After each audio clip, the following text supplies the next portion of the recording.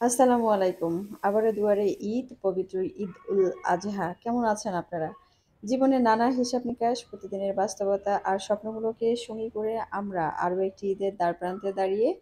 এবারে ঈদ উল আজহা অনেকের জন্য অন্য সময়ের চেয়ে একটু ভিন্ন আঙ্গিকে আসবে। তবে ঈদের যে শাশ্বত বার্তা, যে অনাবিল আনন্দ তা কিন্তু অমলিন।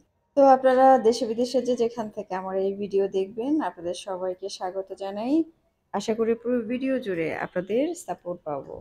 আমরা জানি এই সময়টা হয়তো অনেকের জন্যই কিছুটা কঠিন। চারিদিকে বন্যা হচ্ছে, মানুষ কত কষ্ট পাচ্ছে। এছাড়া নিত্য প্রয়োজনীয় জিনিসের দাম, জীবনযাত্রার ব্যয়, এসব নিয়ে আমাদের ভাবতে হয়। কিন্তু ঈদ তো শুধু নতুন জামা বা বাহারি খাবারের সমাহার নয়, এর চেয়েও অনেক বড় কিছু। এই সময় দাঁড়িয়ে ঈদের আসল সৌন্দর্য লুকিয়ে আছে আমাদের পারস্পরিক সহমর্মিতায়।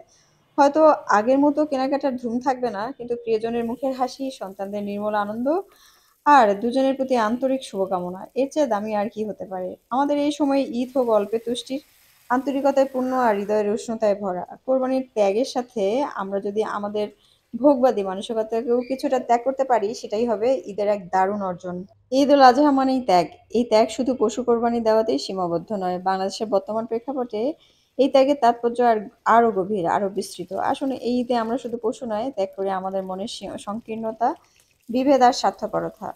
অর্থনৈতিক চাপের এই সময়ে আমাদের আশেপাশে অনেকেই হয়তো নীরবে কষ্ট করছেন। সামর্থ্য অনুযায়ী তাদের পাশে দাঁড়ানো, কোরবানির মাংসের একটা বড় অংশ তাদের জন্য নিশ্চিত করা, কিংবা শুধু একটু খোঁজখবর নেওয়া, এটাই হতে পারে এই সময়ের সেরা কোরবানি। যখন আমরা নিজের আরামের কথা না ভেবে অন্যের কষ্ট লাঘব করতে এগিয়ে আসবো, তখন ঈদের আলোয় আলোকিত হবে আমাদের সমাজ। কোরবানির পর পশুর বর্জ্য সঠিকভাবে অপারেশন করা এবং পরিবেশ পরিচ্ছন্ন রাখা আমাদের সকলের নাগরিক ও ধর্মীয় দায়িত্ব। বাংলাদেশ সরকার ও সিটি কর্পোরেশনগুলো প্রতি বছরই এ বিষয়ে নানান পদক্ষেপ নেয়। আসুন আমরা প্রত্যেকে নিজ নিজ অবস্থান থেকে এই দায়িত্ব পালন করি। আমাদের আনন্দ যেন পরিবেশের জন্য কষ্টের কারণ না হয়। পরিচ্ছন্নতা ঈমানের অঙ্গ, এটাও কিন্তু আমরা জানি। এই বিশ্বাসকে বুকে ধারণ করে আমরা যদি আমাদের চারপাশকে পরিচ্ছন্ন রাখি, তবে ঈদের পবিত্রতা আরও বহুগুণ বৃদ্ধি পাবে। এটা শুধু শহর নয়, গ্রামের ভাই-বোনদেরও এ বিষয়ে সচেতন থাকতে হবে। ঈদ মানে শুধু একদিনের উৎসব নয়, ঈদ মানে জীবনকে নতুন করে সাজানোর প্রেরণা। বাংলাদেশের এই সময়ে দাঁড়িয়ে এইবারের ঈদ হোক আমাদের জন্য ধৈর্য, সহনশীলতা আর ঘুরে দাঁড়ানোর প্রতিজ্ঞা। অর্থনৈতিক চাপ, সামাজিক চ্যালেঞ্জ, কোনো কিছুই যেন আমাদের ভিতরের মানবিকতা আর ভালোবাসাকে কেড়ে নিতে না পারে।